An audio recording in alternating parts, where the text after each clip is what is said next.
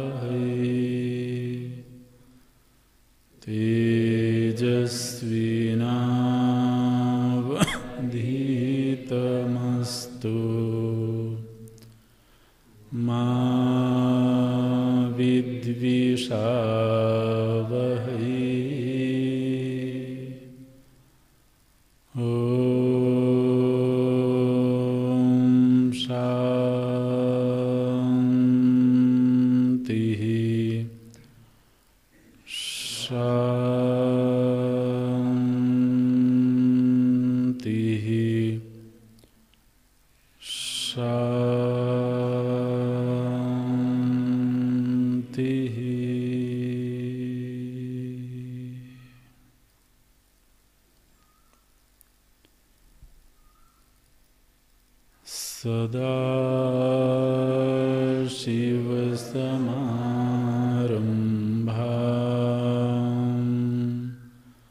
शंकराचार्य मध्यमाम्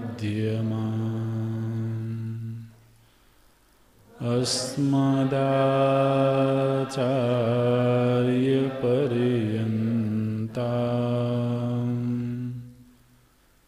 वन्दे गुरु परम्पराम्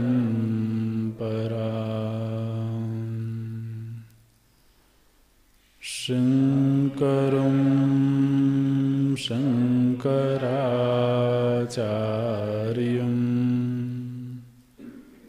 केशवं बादरायणम्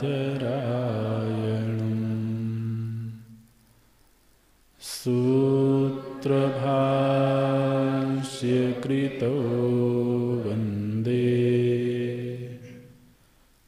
भगवन्तौ पुनः पुनः भगवन्तौ पुनः पुनः।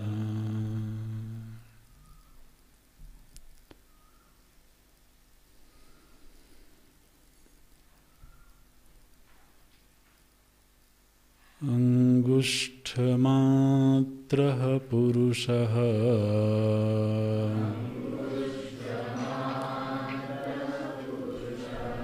मध्य आत्मनि तिष्ठति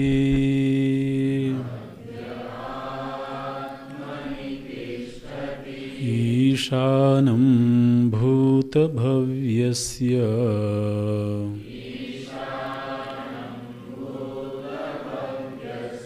न ततो विजुगुप्सते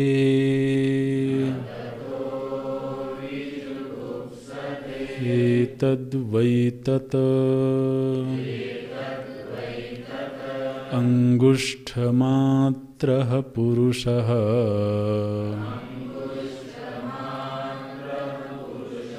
ज्योतिरिवा धूमकः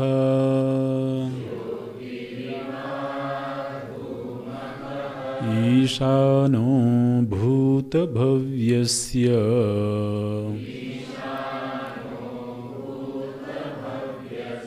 स एवाद्य स उष्वः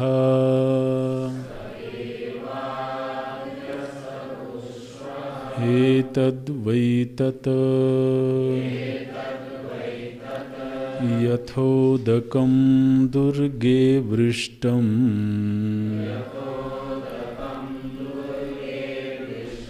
पर्वतेषु विधावति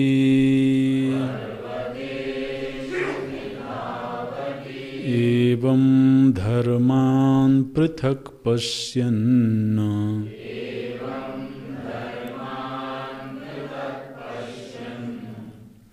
एवं धर्मान् पृथक् पश्यन्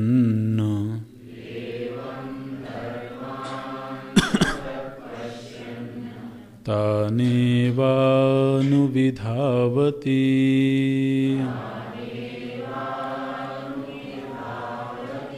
यथोदकं शुद्धे शुद्धम्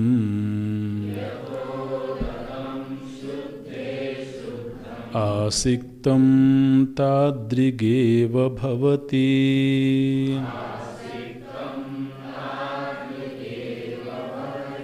एवं मुनेर्विजानतः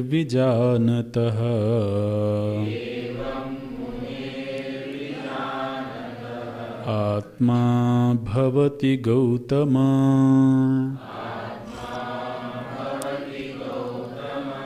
यथोदकं दुर्गे वृष्टम् पर्वतेषु विधावति एवं धर्मान् पृथक् पश्यन्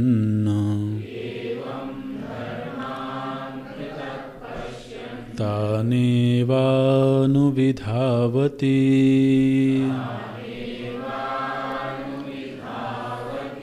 यथोदकं शुद्धे शुद्धम् आसिक्तं तादृगेव भवति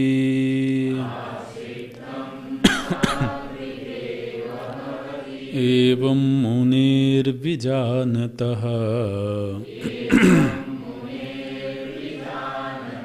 आत्मा भवति गौतम आत्मा भवति गौतम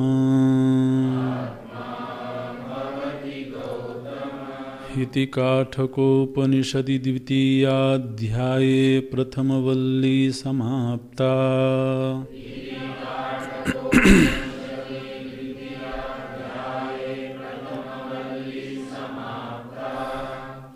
पुनरपि भेददर्शनापवादं ब्रह्मण आह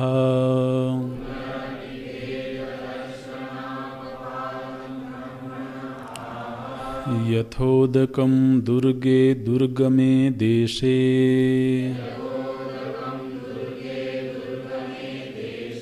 उत्सृते वृष्टं सिक्तं पर्वतेषु पर्ववत्सु निम्नप्रदेशेषु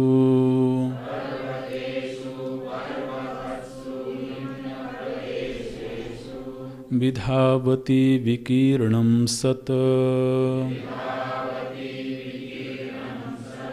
विनश्यति एवं धर्मान् आत्मनः भिन्नान् पृथक् पश्यन् पृथगेव प्रतिशरीरं पश्यन्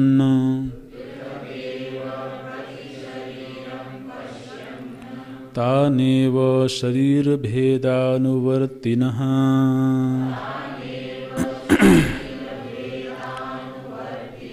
अनुविधावति शरीरभेदमेव पृथक् पुनः पुनः प्रतिपद्यते इत्यर्थः।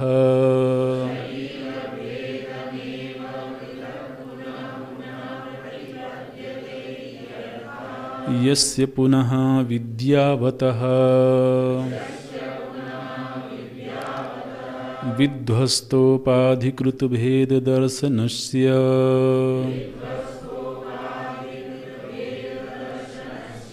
विशुद्धविज्ञानघनैकरसम् अद्वयम् आत्मानम् पश्यतो विजानतः मुनेर्मननशीलस्य आत्मस्वरूपं कथं भवति यथोदकं शुद्धे प्रसन्ने शुद्धं प्रसन्नम् आसिक्तं प्रक्षिप्तम् एकरसमेव न अन्यथा तादृगेव भवति आत्मा अपि एवमेव भवति एकत्वं विजानतो मुनेः मननशीलस्य हे गौतम तस्मात् कुतार्किकभेददृष्टिम् नास्तिककुदृष्टिं च उज्झित्वा मातृपितृसहस्रेभ्योऽपि हितैषिणा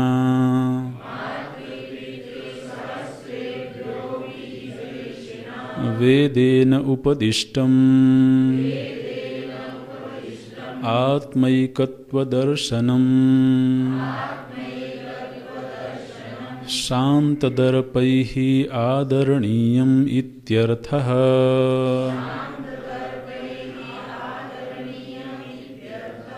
इति श्रीमत्परमहंसपरिव्राजकाचार्य गोविंद भगवत पूज्यपाद शिष्य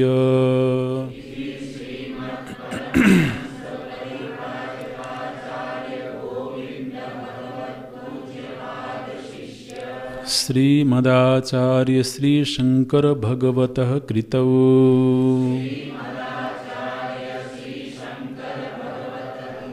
काठकोपनिषद्भाष्ये द्वितीयाध्याये प्रथमवल्ली भाष्यं समाप्तम्।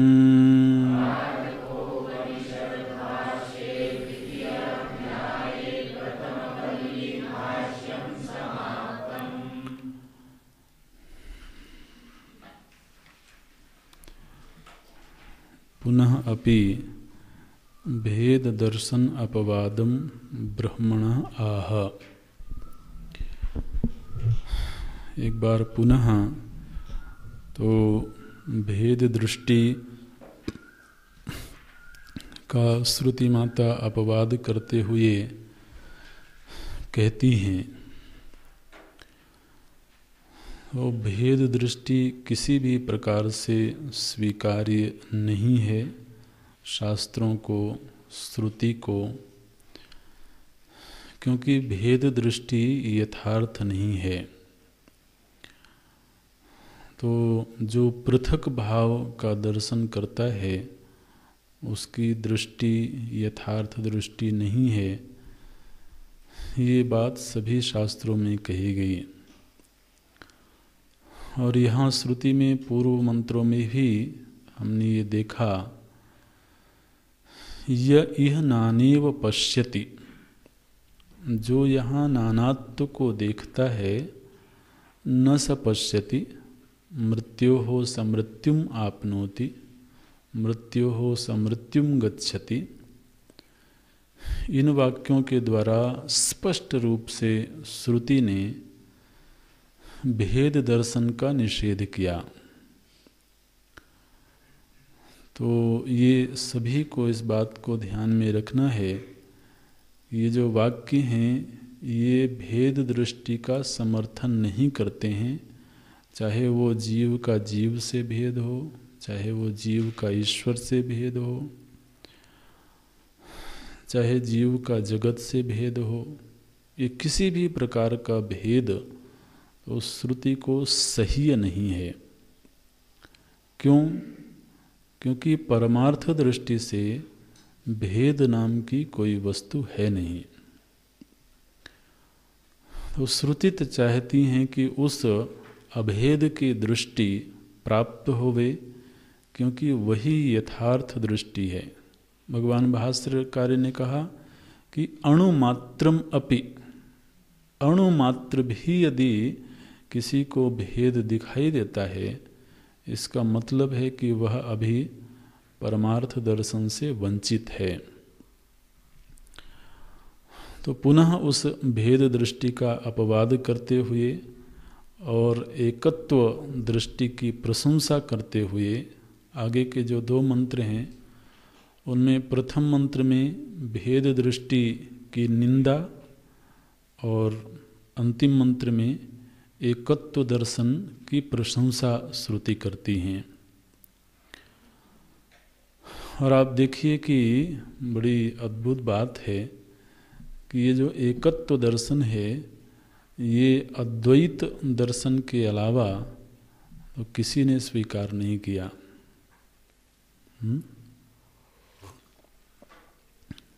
तो अब उनको कैसे ये कहा जाए कि वो श्रुति सम्मत विचार हैं? लेकिन वैदिक हैं तो स्वीकार्य है, किसी धरातल पर वो बहुत सहयोगी दर्शन है। लेकिन जब परमार्थ का चिंतन होवे और श्रुति को परम प्रमाण के रूप में, श्रुति का प्रामाण्य किस तरह का है वो भगवान भाष्यकार बताएंगे, तो ऐसी बुद्धि किसी की बन गई हो तो महाराज उसकी बुद्धि फिर अद्वैत दर्शन के अलावा और कहीं टिक नहीं सकती है। बोलते हैं पुनरपि भेद दर्शनम, भेद दर्शन अपवादम ब्रह्मणा आह। तो श्रुति कहती हैं कि जिस तरह से देखिए ये भेद और अभेद पर चिंतन करते समय जब हम अपने अनुभव के धरातल पर थोड़ा रह करके सोचते हैं तो एक बड़ी माने कष्टमय एक वृत्ति बनती है। वो क्या है कि एक तरफ जब हमने श्रुति और आचार्य मुख से सुना कि अद्वैत ही परमार्थ है, जीव ब्रह्मैक्य बोध ही परमार्थ है, तो सुना तो श्रद्धा है और पूरा भरोसा है, समर्पण है विचारों पर। तो ये निर्णय हो गया कि फिर मुझे इस धरातल पर पहुंचना चाहिए। लेकिन आज स्थिति वैसी नहीं है। तो आज जीव के धरातल पर मैं अपने आप को खड़ा पाता हूँ और वो जो दृष्टि श्रुति या परंपरा से प्राप्त हो रही है वो दृष्टि मुझे आकर्षित करती है, वो मुझे प्रभावित करती है, मुझे खींचती है कि मैं उस दृष्टि को प्राप्त करूं, उस अनुभूति को प्राप्त करूं।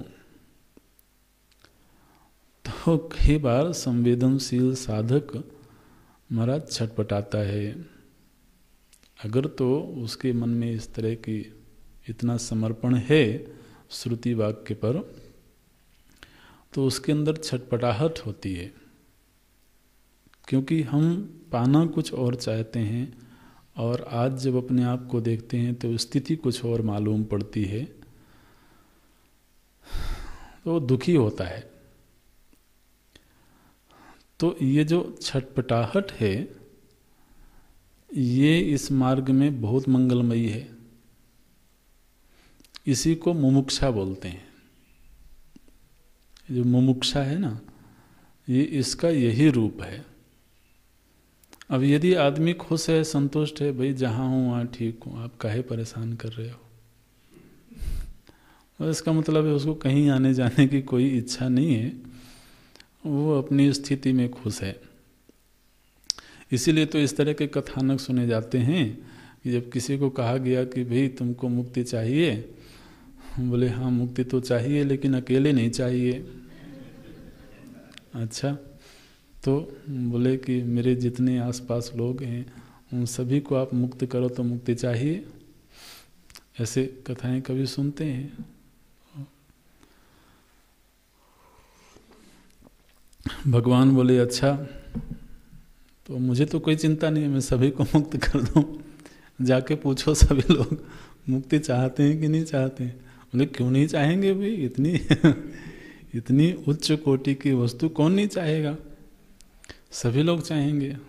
बोले नहीं, ये तो तुम्हारा ख्याल है ना, जरा पूछ के आओ कि कितने लोग चाहते हैं। और गया बेचारा पूछने, घर घर में गया एक भी व्यक्ति मिला नहीं है उसको। तो माने ये है कि जिसको कोई छटपटाहट नहीं होती है, जिसको कोई परेशानी नहीं होती है कि बताओ परमार्थ स्थिति तो ये है, और आज मैं हूँ यहाँ पर, तो फिर वो मंद मुमुक्षा है। मुमुक्षा नहीं है ऐसे तो नहीं कहेंगे, लेकिन मंद मुमुक्षा है। हाँ, जिसको लगता है कि नहीं रहना नहीं, देश वीराना है, चला वाही देश, अब उस देश को चलते हैं जहाँ जाकर के फिर लौटना नहीं होता है। तो फिर उसके लिए ये जो वक्तव्य हैं ये बड़े प्रभावी होते हैं, धीरे धीरे करके प्रभाव डालते हैं और प्रभाव पड़ता है। तो देखिए, भेद दृष्टि की निंदा कर रही हैं श्रुति। क्या बोलती हैं, जिस तरह से दृष्टांतों के सहारे श्रुति बताती हैं, जिस तरह से दुर्ग में माने ऊंचे स्थान पर पहाड़ों में गिरता हुआ जो जल है, क्या बोलते हैं, यथा उदकम। आप 14वां मंत्र देखें, यथा उदकम, उदकम जलम, यथा उदकम दुर्गे वृष्टम। दुर्गम जो स्थान होता है, जो ऊंचा स्थान होता है, उस ऊंचे स्थान में जब वृष्टम, यथा उदकम दुर्गे वृष्टम, जब ऊंचे स्थान पर जल बरसता है तो पर्वतेषु विधावति, पर्वत के वो जो तराई के भाग हैं वहाँ वो दौड़ जाता है, भाग जाता है। माने ऊपर गिरा हुआ जल वहाँ ठहरता नहीं है, वो नीचे की ओर तुरंत ही भाग जाता है। ये तो दृष्टांत हुआ। ठीक इसी तरह से एवं धर्मान पृथक पश्यन्न, इसी तरह से जो आत्माओं को पृथक पृथक देखता है, धर्मान, धर्म का अर्थ यहाँ पर आत्मानम, तो जो आत्मा को पृथक पृथक देखता है वह उन्हीं शरीर से शरीरों में, शरीर से शरीरों में बिखरता चला जाता है। ये बोलती हैं श्रुति, एवं धर्मान पृथक पश्यन्न तानेवानुविधावति, वो उन्हीं की ओर दौड़ता चला जाता है। माने शरीर से शरीरांतर में, फिर शरीर से शरीरांतर में वो गमन करता रहता है। तो अब देखिए, जब हमें श्रुति की दृष्टि प्राप्त नहीं हो और प्राप्त होने पर भी यदि उसमें दृढ़ता नहीं हो तो क्या दृष्टि बनती है? धर्मान पृथक, पृथक माने जितने शरीर हैं उतनी आत्माएं हैं, ये भाव बनता है ना, ये दृष्टि बनती है। जितने शरीर हैं उतनी आत्माएं हैं। तो हुआ क्या कि हमारे चित्त में जो महत्व बुद्धि है वो शरीर के प्रति गहरी है। आत्म दृष्टि श्रुति के द्वारा प्राप्त होने के बावजूद हमारी दृष्टि में अभी शरीर दृष्टि ज़्यादा महत्वपूर्ण है या ब्रह्म दृष्टि ज़्यादा महत्वपूर्ण है? किसको हमने अभी ज़्यादा महत्व दिया हुआ है? शरीर दृष्टि महत्वपूर्ण होगी तो भेद दर्शन होगा ही, क्योंकि शरीर भिन्न भिन्न है, पृथक पृथक है। उपाधि के प्रति महत्व दृष्टि होगी तो फिर हमारी आज के दिन वही दृष्टि है। तो श्रुति बोलती हैं कि फिर तो अगर तो उपाधि के प्रति, शरीर आदि उपाधियों के प्रति उसकी अभी भी गहरी दृष्टि बनी हुई है तो फिर वह उपाधियों में ही रममाण रहता है। एक उपाधि छोड़ के दूसरी उपाधि, दूसरी छोड़ के तीसरी उपाधि, तो मानो कि वो बिखर गया। क्या वक्तव्य किस तरह का है कि उसको ब्रह्म दृष्टि प्राप्त तो हुई, लेकिन उपाधि के प्रति महत्व भाव होने की वजह से मानो कि वो दृष्टि उसकी बिखर गई। ये बोलते हैं, देखिए भाष्य में, यथा उदकम, जैसे जो उदक है, जल है, दुर्गे, दुर्गे, दुर्ग असल में तो महलों को भी दुर्ग बोलते हैं। तो दुर्ग का अर्थ होता है जहाँ पर जाना कष्ट साध्य हो, जहाँ प्रवेश करना आसान नहीं हो, उसको दुर्ग बोलते हैं। दुर्ग में देशे, दुर्ग का अर्थ क्या करते हैं? दुर्ग में देशे उच्छ्रिते, यानी जो ऊंचे स्थान है। तो अब इसका अनुभव हम लोग यहाँ रह के करते हैं। इतनी बारिश होती है महाराज, बह के चला गया जल, कहीं भरा हुआ दिखता नहीं। तो मैदानी इलाकों से आए हुए बोलते हैं इतनी बारिश हुई, जल गया कहाँ? कहीं तो भरा हुआ नजर नहीं आता है। तो नहीं तो और ख़ास तौर से राजस्थान के लोग हों तो महाराज एक दिन तेज बारिश हो जाए, छुट्टी हो गई, उस दिन स्कूल होंगे। बोले क्या? बोले आज मौसम खराब है। यहाँ तक कि मारवाड़ में तो ऐसे भी सुना हमने कि 2-4 दिन भी अगर लगातार बारिश हो जाए तो लोग परेशान हो जाते हैं कि गाड़ी के टायर खराब हो जाएंगे। अरे यहाँ पर पूरे साल बारिश होती है, तो अब ना हो तो फिर ये भय रहता है। तो बोलते हैं कि दुर्गे, ऊंचे स्थान में जल वृष्टि हुई तो वो क्या होता है?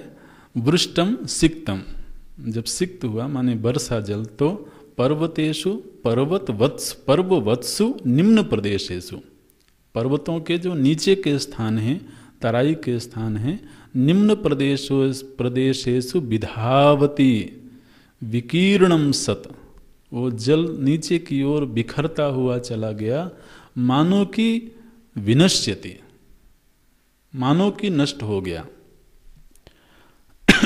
ऐसे बोलते हैं, विधावती विकीर्णम सत विनश्यति। एवं ठीक इसी तरह से धर्मान, धर्मान का अर्थ करते हैं आत्मनः भिन्नान पृथक पश्यन्न, आत्मा को भिन्न भिन्न पृथक पृथक रूप में देखता है। और पृथक पश्यन्न, यदा कदा पृथक पश्यन्न बोलते नहीं, पृथगेव पश्यन्न, पृथक ही देखता है। कभी कभी पृथक देखे तो ठीक है, लेकिन अभी महत्व बुद्धि ऐसी बनी, पृथगेव। महाराज आप चाहे कुछ भी कहो, लोग क्या बोलते हैं, आप चाहे भले कितनी भी एकत्व की बात करो, लेकिन महाराज मुझे तो भेद दिखाई देता है, मुझे तो आत्माएं अलग अलग दिख रही हैं। और पृथगेव प्रति शरीरम पश्यन्न, अलग अलग शरीरों में वो पृथक पृथक ही आत्मदर्शन करता है। तो तानेव, इसी दृष्टि की वजह से इसी आत्मा संबंधी भेद दृष्टि की वजह से वो शरीर भेद अनुवर्तिनः अनुविधावती, वह शरीर का अनुवर्ती हो गया। अनुवर्ती समझ रहे हैं ना? जैसे हम किसी बड़े का अनुवर्तन करते हैं, अनुकरण करते हैं, ऐसे ही ये भेद दृष्टि की वजह से इस शरीर भेद का अनुवर्ती है। किसका अनुवर्तन कर रहे हैं? बोले शरीर का अनुवर्तन कर रहे हैं आज के दिन। ऐसे शरीर भेदानुवर्तिनः अनुविधावती, माने क्या? शरीर भेदमेव पृथक पुनः पुनः प्रतिपद्यते इत्यर्थः। माने भेद दृष्टि की वजह से फिर से एक शरीर। अब देखिए क्या स्थिति है हमारी कि हम जो शरीर धारण करते हैं उसी के अनुवर्ती हो जाते हैं।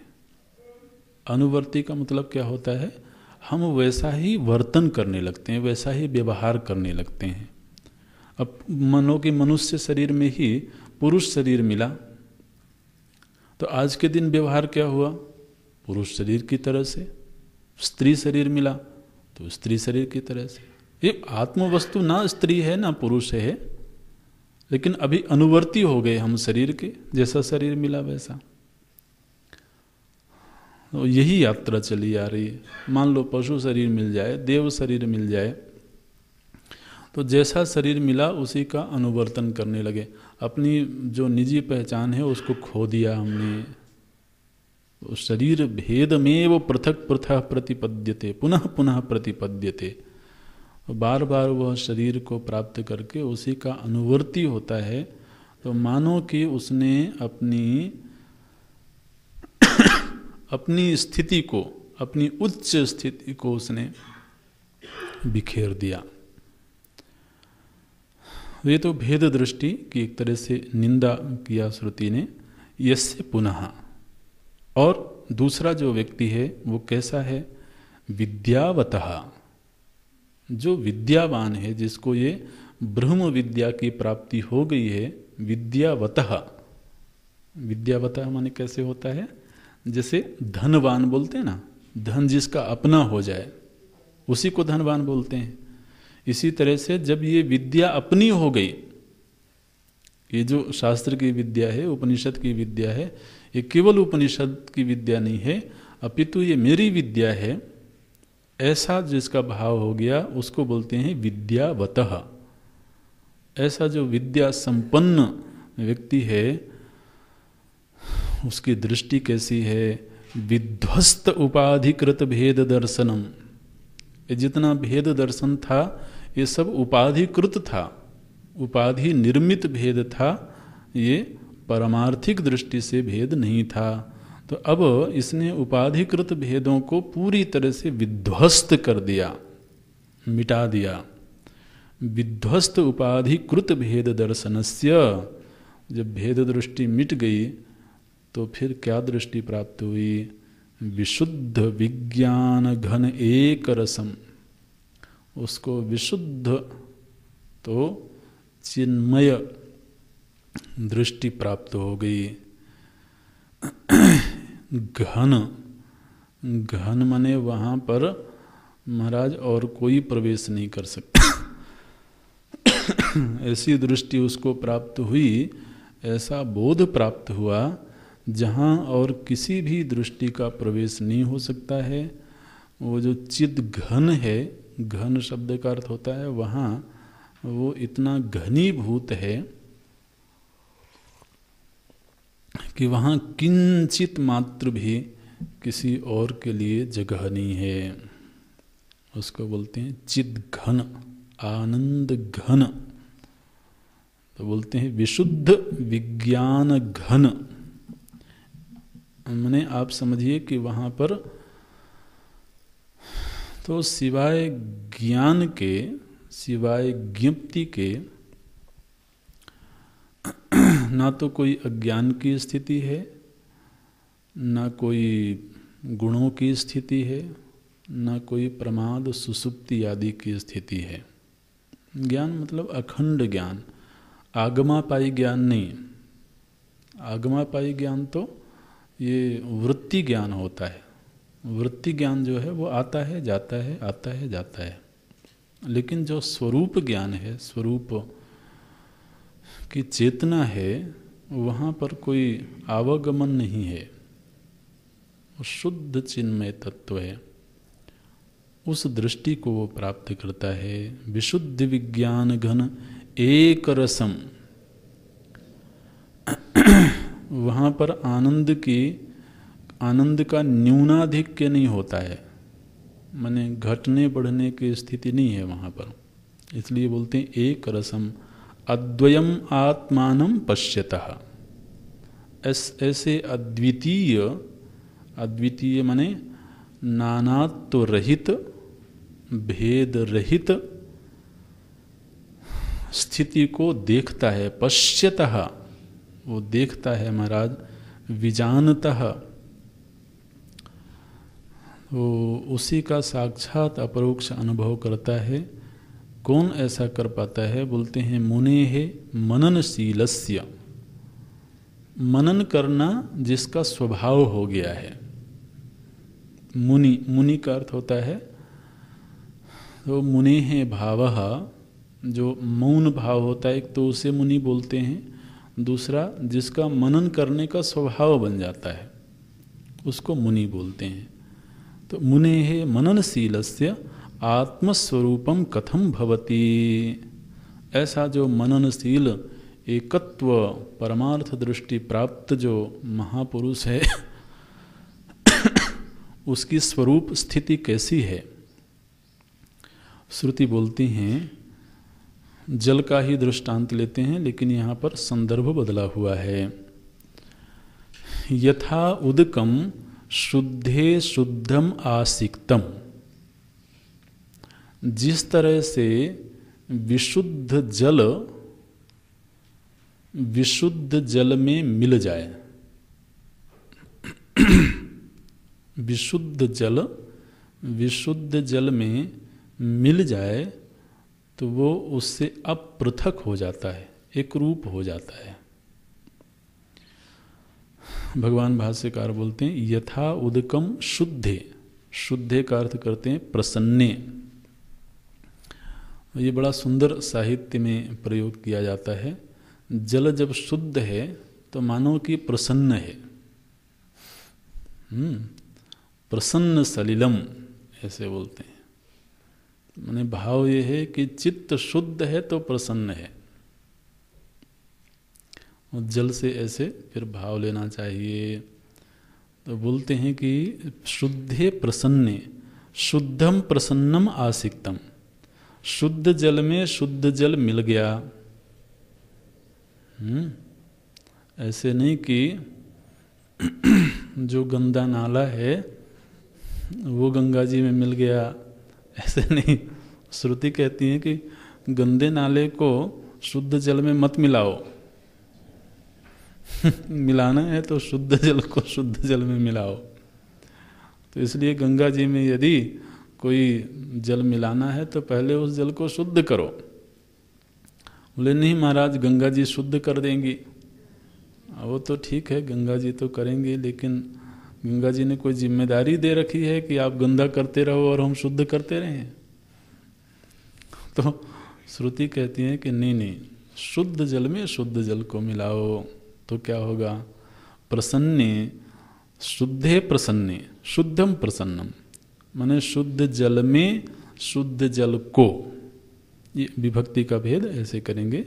शुद्ध जल में शुद्ध जल को आसिक्तम, आसिक्तम ने प्रक्षिप्तम, प्रक्षिप्त कर दिया, मिला दिया तो क्या हुआ? एक रस में व, दोनों मिलकर के एक रूप हो गए, एक रस हो गए। न अन्यथा, वहाँ पर कोई भेद दिखाई नहीं देता है। तादृगेव, ठीक इसी तरह से तादृगेव भवति आत्मा अपि एवमेव भवति एकत्वम। इसी तरह से जो आत्मदृष्टि प्राप्त जीव है जब उसको ब्रह्म दृष्टि प्राप्त हो गई तो फिर वह ब्रह्म से पृथक नहीं रहा। ब्रह्मवित् ब्रह्मैव भवति, ये बोलते हैं। तो अब भेद वहाँ पर मिट गया, वो ब्रह्म स्वरूप हो गया, स्वयं ब्रह्म हो गया वो। ऐसे है। तो आत्मा अपि एवमेव भवति एकत्वम, आत्मा भी अब उससे माने अब जीवात्मा जीवात्मा नहीं रही, वो स्वयं परमात्मा स्वरूप हो गया। जानत तुम्हें तुम्हें होई जाई, ये दृष्टि है। तो भवति एकत्वम विजानतः, श्रुति में आया है, श्रुति के मंत्र भी देखते रहें। यथा उदकम शुद्धे शुद्धम, जैसे जो उदक है वह शुद्ध उदक में शुद्ध उदक मिला तो आसिक्तम, आसिक्तम माने मिला तो क्या हुआ, तादृगेव भवति, माने वो एक रूप हो गया। एवं मुने है, ठीक इसी तरह से जो मननशील है उसकी आत्मा भी ब्रह्म स्वरूप हो जाती है, क्योंकि परमार्थतः आत्मा भी शुद्ध ही है। वो भाव क्या लेना है कि ऐसा नहीं है कि आत्मा जो अभी जीव के रूप में उपलब्धमान है वो अशुद्ध है और फिर वह ब्रह्म रूप शुद्ध तत्व में मिलेगी, बल्कि इस समय भी जो जीव है वो परमार्थ दृष्टि से शुद्ध ही है। और जितनी शुद्धता ब्रह्मत्व की है उतनी ही शुद्धता आत्मा में है, जीवत्व में है। ये तो केवल अंतःकरण की अशुद्धता का आरोप लगा दिया गया, तो कह दिया कि मेरी आत्मा अशुद्ध है, वो स्वरूपतः निर्मल ही है। इसलिए शुद्ध जल में मिला तो एक रूप हो गया, तादृगेव भवति एवं मुनेर विजानतः आत्मा भवति। हे गौतम, ये संबोधन है, मानो कि यमाचार्य जी के द्वारा नचिकेता के प्रति ये संबोधन है। हे गौतम, ये स्थिति हो जाती है। हे गौतम, मुनेर मननशीलस्य, मनन करना जिसका स्वभाव हो गया है उसी को ये दृष्टि प्राप्त होती है। तस्मात्, यहाँ पर तो भाष्य के पदों का अर्थ पूरा हो गया। भगवान भाष्यकार बोलते हैं, तस्मात् कुतार्किक भेद दृष्टिम उज्जित्वा, उज्जित्वा माने उसको छोड़ करके, और छोड़ करके तो थोड़ा सा हल्का शब्द हो गया। उज्जित्वा माने उसको जबरदस्ती छोड़ करके, तोड़ करके। किस दृष्टि को, बोले तार्किकों की जो कुदृष्टि होती है, जो तार्किक कुतार्किक भेद दृष्टि। अगर तार्किक ऐसा है जो श्रुति सम्मत तर्क करता हो तो वो तो प्रशंसनीय है, वो तो ग्राह्य है। लेकिन दुष्तर्कात् सुविरम्यताम, भगवान का ये आदेश है कि अगर दुष्तर्क हो रहा हो, क्योंकि जो दुष्तर्क होगा वो तो श्रुति की दिशा में नहीं ले जाएगा, विपरीत दिशा में ले जाएगा। तो इसलिए यदि तो तर्क का ऐसा स्वरूप बन रहा हो जो वेद दृष्टि से के विरुद्ध जा रहा हो, तो उसको उज्जित्वा, प्रयत्नपूर्वक उसको छोड़ देना चाहिए। ऐसे संग को छोड़ देना चाहिए जो संग हमारे भीतर तो कुतर्क पैदा करने वाला हो। ऐसा होता है महाराज, कई बार हमारे चित्त में कुतर्क नहीं होता है, हमारा चित्त उसी वेद की धारा में बह रहा होता है, सत्संग की धारा में बह रहा होता है। कोई संग ऐसा प्राप्त हो गया जिसने हमारे अंदर कुतर्क पैदा कर दिया। उससे हल किसी को नहीं हो, समाधान किसी को नहीं मिलता है, लेकिन अब थोड़ी देर के लिए व्यक्ति रास्ते से भटक जाता है। तो इसलिए बोलते हैं प्रयत्नपूर्वक कुतार्किक भेद दृष्टिम उज्जित्वा। दूसरा नास्तिक कुदृष्टिम, और जो नास्तिक की कुदृष्टि है महाराज वो बड़ी घातक दृष्टि है, इसलिए कुदृष्टि बोलते हैं। नास्तिक कुदृष्टुंच उज्जित्वा, इनको तो छोड़ दो, त्याग दो, प्रयत्न पूर्वक त्याग दो, सावधानी पूर्वक त्याग दो। और फिर दृष्टि कहाँ से प्राप्त करें, बोलते हैं वेदेन उपदिष्टम, वेद के द्वारा प्राप्त जो दृष्टि है उस वेद दृष्टि को प्राप्त करो। वेद की महिमा क्या है, बहुत सुंदर यहाँ पर बोलते हैं भगवान भाष्यकार। बोले कि जो वेद माता है ना, ये महाराज हजारों माता पिताओं से भी बढ़ कर के ये श्रेष्ठ हैं, वात्सल्यमयी हैं। देखिए भगवान महादेव का वक्तव्य है, मातृपितृ सहस्रेभ्योपि ही तैषिणा। हजारों माता पिताओं से भी बढ़ कर के ये हित करने वाली हैं, हित चाहने वाली हैं। ऐसी जो श्रुति माता हैं, तो मातृदृष्टि से श्रुति माता कहें, पितृदृष्टि से वेद भगवान कहें। तो जो श्रुति वाक्य है ये कोई साधारण ग्रंथ का वक्तव्य नहीं है, बल्कि ये हजारों माता पिता हमारा जिस तरह से हितैषी होंगे, जैसे हित साधन करने वाले होंगे, उनसे भी बढ़ कर के ये हमारी हितैषिणी हैं। इसलिए मातृपितृ सहस्रेभ्योपि हितैषिणा वेदेन उपदिष्टम। किम उपदिष्टम? आत्मैकत्व दर्शनम, आत्मा के एकत्व का दर्शन। यही दृष्टि तो श्रुति देती है। तो आत्मैकत्व दर्शनम तो ग्राह्यम स्वीकार्यम आदरणीयम इत्यर्थः। इसी दृष्टि का आदर करना चाहिए। मैंने भगवान का आदेश क्या है कि आज चाहे भले हमारी वो स्थिति ना होवे, लेकिन कम से कम इस दृष्टि का हमारे चित्त में आदर भाव जग जाए, सम्मान का भाव जग जाए। दूसरा सावधानी क्या है? बोलते हैं शांत दर्पैहि आदरणीयम इत्यर्थ।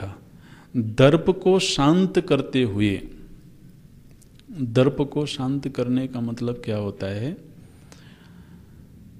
ये जो अस्मिता क्लेश है, अस्मिता क्लेश है ना, तो ये जो अस्मिता क्लेश होता है महाराज, ये अस्मिता क्लेश ऐसी चीज है कि आपको क्या बतावें, इसको सुपीरियरिटी कॉम्प्लेक्स भी बोलते हैं। तो उसमें क्या होता है कि आदमी अपने चारों तरफ एक अनसीन वॉल खड़ी कर लेता है, एक दीवार खड़ी कर लेता है। ये स्थिति आप समझें, ये बुद्धि के विविध रोग हैं, दोष हैं। तो इसमें क्या होता है कि व्यक्ति अपने चारों तरफ एक दीवार खड़ी कर लेता है। उसमें क्या हुआ कि अब बाहर से आ रहा कितना भी शुभ विचार हो, कितना भी कल्याणकारी, कितना भी मंगलमय विचार हो, वो विचार उस दीवार को भेद करके अंदर प्रवेश ही नहीं कर पाता है। ये जब अस्मिता क्लेश का जन्म होता है तो ये दुर्गति होती है।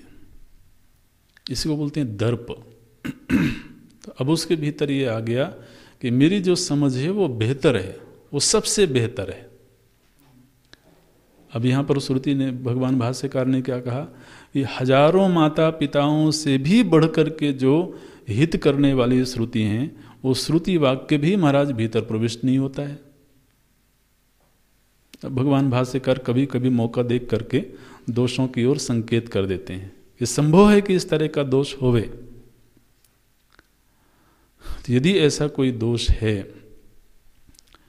फिर तो स्थिति ये होती है कि ना तो हमको हित करने वाले लोगों के प्रति श्रद्धा रहती, न शास्त्र के प्रति श्रद्धा रहती, और न ही उन वचनों के प्रति कोई भरोसा रहता।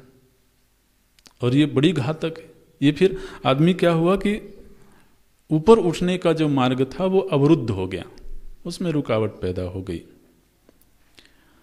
इसलिए बोलते हैं शांत दर्पैहि, दर्प को शांत करते हुए और श्रुति के इस एकत्व दर्शन को आदर देना चाहिए, सम्मान देना चाहिए, ग्रहण करना चाहिए।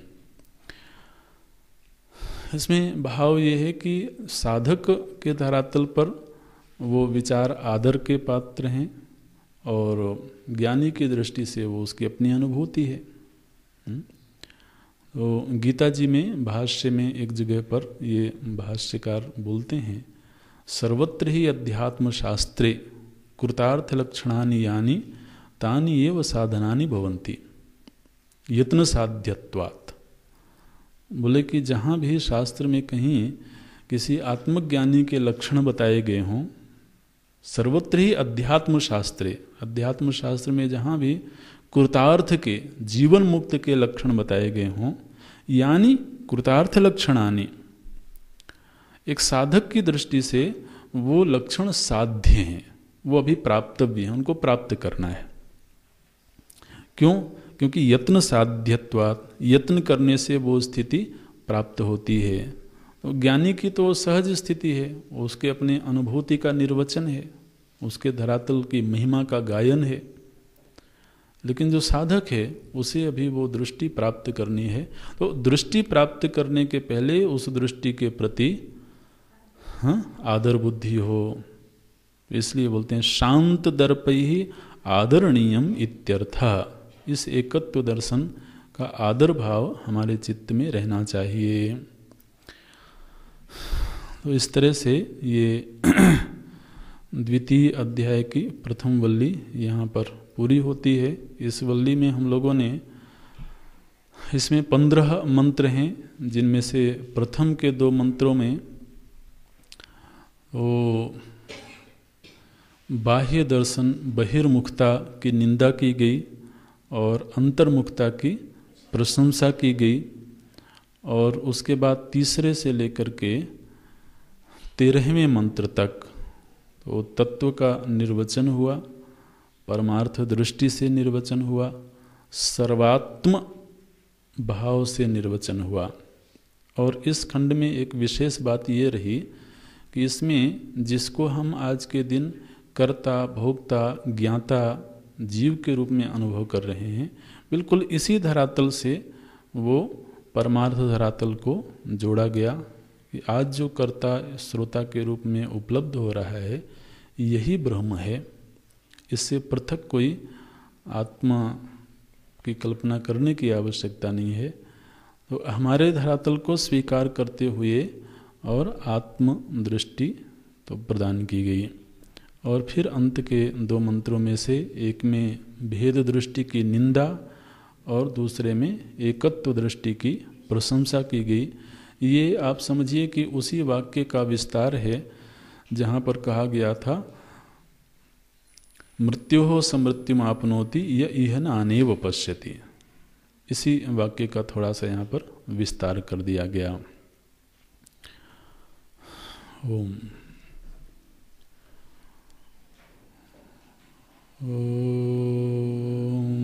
पूर्णमदः पूर्णमिदं पूर्णात् पूर्णमुदच्यते पूर्णस्य पूर्णमादाय पूर्णमेवावशिष्यते।